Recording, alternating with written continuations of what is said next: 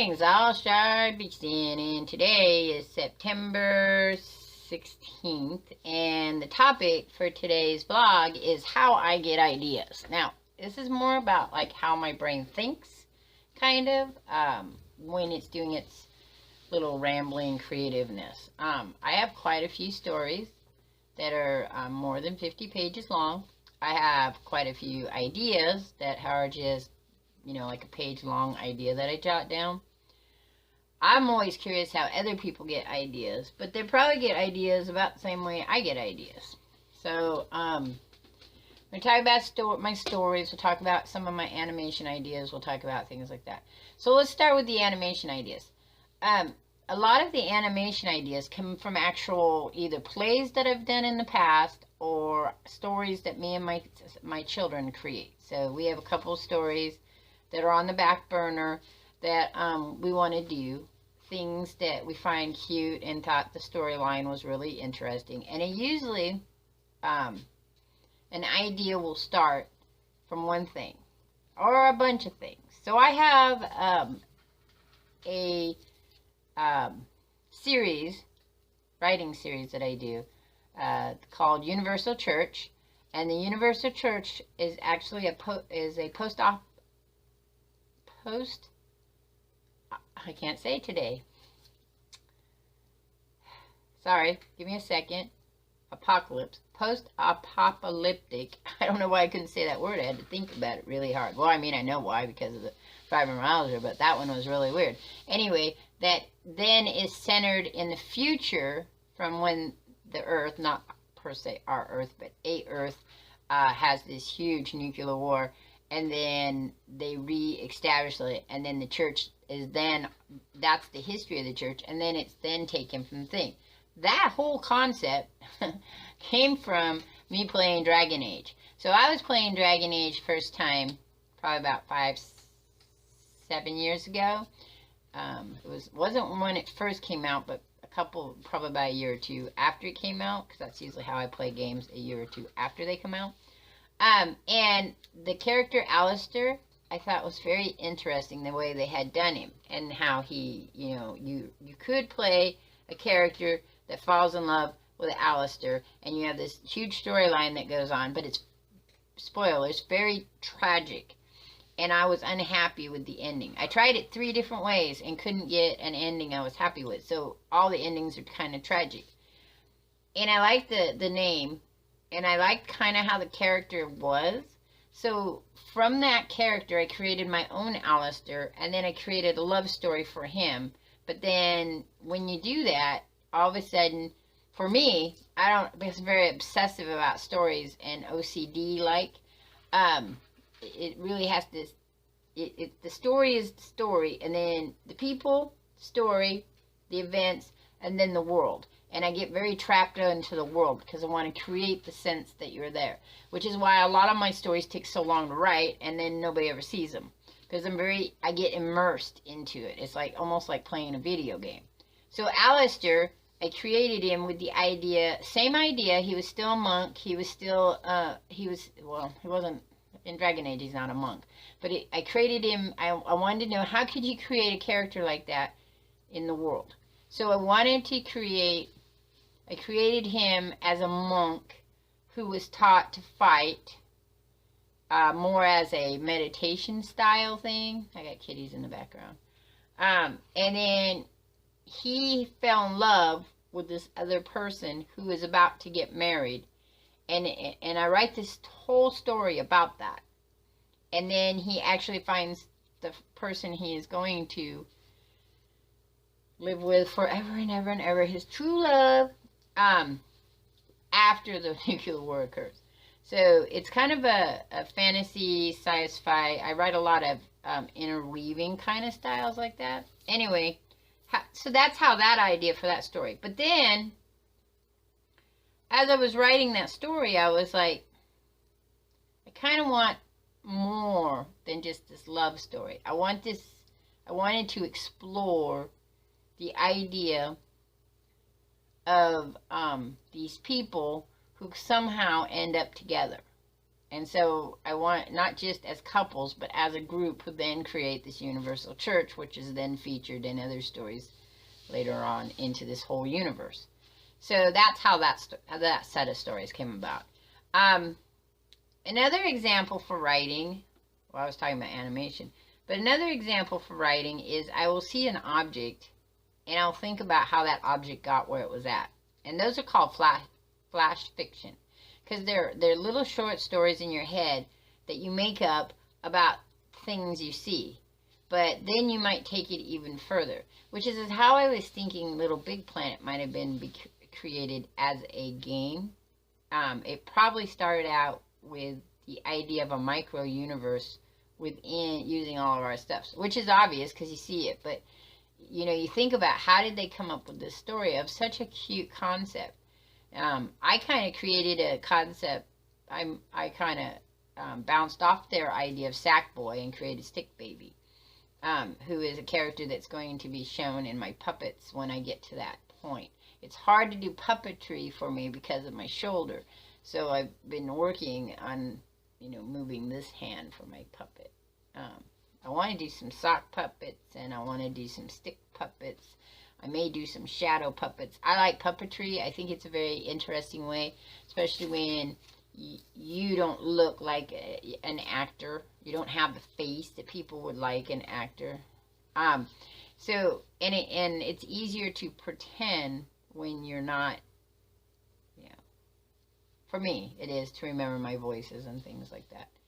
So, and I always get ideas. I have a very hyper brain. The medication I'm on now kind of slows it down a little bit, so it's not as bad, so it's able to concentrate.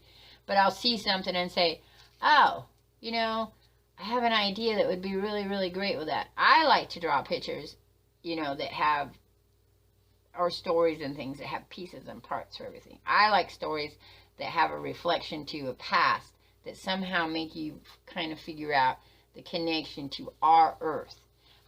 I have made up absolutely pure fantasy stories too that have nothing to do with Earth. I have the Rage universe, which has to do with, interesting enough. Okay, so sometimes I'm not really aware of what's going on in the world, and I created a story about spores that cause people to go crazy. And then I found out they had a game, I think it's The Last of Us, which had the same thing in it. And I was like, that's interesting. Because I had created it, and the story, you know, I wrote it and put it away and didn't really think about it much. And then this story came out, and I was like, oh, they're kind of similar. But that happens a lot. You could write a story and someone else could come up with a story that's kind of like it. Not exactly the same, because we kind of all have bases. Another example of that is there's a story in which everybody disappears. And they never explain where everybody disappears. I have that story, and that's called, what's the first one in that? I can't think of the title for it. But everybody disappears. But they disappear, they actually incinerate. They just, and become, like, they just disappear. And it's what happens to the world afterwards. It's not really about the people disappearing. Because they know what happens to them eventually. I mean, they kind of know what happens to them. That one was kind of based on S.M. Serling's multiverse that he has, where you can't use gunpowder, it changes the way. I like that whole the Earth is still here, but things don't work concept. So I wanted to take it from a different standpoint where everything still worked, but no people there. So that was kind of interesting. And I have it's not like it explains why that occurs. And I don't want to tell a lot about my stories, because it's not that I don't want to share my stories, and I do want to share my stories, but when there are people out there who will take your idea and then they will create it for themselves, which is fine, but they don't give credit. I give credit where my ideas come from. If it's not my standalone idea, like I didn't create out of my head, though all stories tend to be related anyway, but if I didn't just create it out of my head, then I will give, you know, credit where originally the idea triggered me, what triggered me to write that story, or draw that picture, or do that animation, or create things. I mean, it's no different than let's say you're a person that works in wood and you see this absolutely beautiful bookcase that someone else created. You then make that bookcase kind of like that, but you change it, you put your own little touch to it, and then you have then you have a beautiful bookcase. And if you're going to sell it, you should kind of say where the idea came from. And that's good for the people that have those ideas, because you should give kudos. But sometimes, because I believe that we're all connected and we kind of know, and when you think of it, and I'm a goddess within my own bubble, and as a goddess, I connect to all you other gods and goddesses out there. Well, when you think about it that way, if I come up with an idea, it's very possible that, 100 miles away, next door, on the other side of the world, whatever, they come up with a similar idea. It won't be exactly the same. It'll be really close. Kind of like the pyramids in Egypt and the pyramids in South America. They weren't exactly the same, but they were kind of the same structure. And there was a time period that kind of is different, but kind of close. So you wonder, that's how humans are. We're very connected, and we don't know about our connection. So then I'll have ideas like, Pippin plays, woohoo, woohoo, Gek, Nip, Gang, Brother. Pippin plays, he does games, he's Canadian, asked me to do his banner, and I had to think about what it was he might like in his banner. So I came up with a couple of ideas that are morphed off of other ideas that are going to mix up some genres that are going to fill in his banner for his games that he plays. Same thing for Old McReaper, woo-hoo, woo-hoo, who is another YouTuber who plays games, and check him out too. I was looking at he's a Reaper, and I was like, oh, a Space Reaper, that's just kind of an interesting idea. So I created his picture for him, I sent it to him. I didn't create it for him to make a banner out of, but he did, and now I'm working on it because I like the idea so much that I came up with this series of pictures, and then those become animation, and I'm creating a short animation form, which I hope to have done pretty soon. It's hard to draw sometimes because of my shoulder, so that's why I myself could never work in it you couldn't hire me as an animator unless you gave me enough, I had enough time. I'd have to take more time, and you could probably find other animators who work much faster. I'm hoping once I get done with Reaper stuff and I'm working on just my stuff, I'm hoping I'll have time to look at some of the software that I downloaded for movement, so I won't have to do the in-betweens of the movement, and so that's kind of my hope there. Ideas though, I always wondered, this is me, not about me, about ideas, but I always wondered what triggered someone to create a wheel. Fire I can kind of get. You see something happen like a lightning strike, and you have fire, and then things get cooked on it, and then you come along after the fire is burned out, and you got all these cooked things, and you eat it, and you think, that's really good, and you figure out that fire is a good way to, find other thing, and you play around with fire, because everybody plays around with fire. I can kind of see that concept, but the wheel is an interesting idea, and they had other ways of moving things around prior to that, but who sat and thought that using a wheel, and I wonder if it's actually a wheel and a cart that came first, or the idea of transporting things on rolling objects that were round. I mean, I know I could look it up anthropologically and we'd figure it out, but that's really kind of interesting to me. And one last thing, is that here's another example is the other day I was driving down the road. I wasn't driving, but I was sitting there looking. I looked out, and to my left there was this what looked like, and I say what looks like because my brain will look at things and see different things than what's there. It looked like this poor little rag doll with one arm out and it laying like this, and I thought, oh, that's so sad. What a sad thing that is. And then I thought, there's a story in that.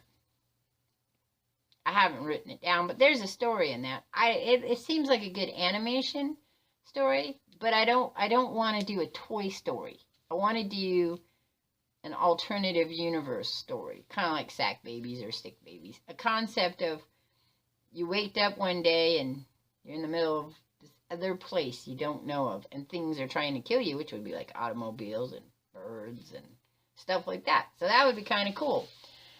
All right, so this is the end of that. It's kind of a weird rambling video in a way. I didn't really stick to my subject per se, and I talked really fast because I wanted to get as much in as I can. I hope you all have a really great weekend, and I will catch you on the flip side. I am out of here. Peace. Woohoo, woohoo. Oh, Get Nip Gang, Get Nip Gang. Y'all should go check them out. They have a YouTube and a Discord, which is in my About section. That's my singing for you guys. Keep waggling hitting myself. I'm not used to that. All right, out of here.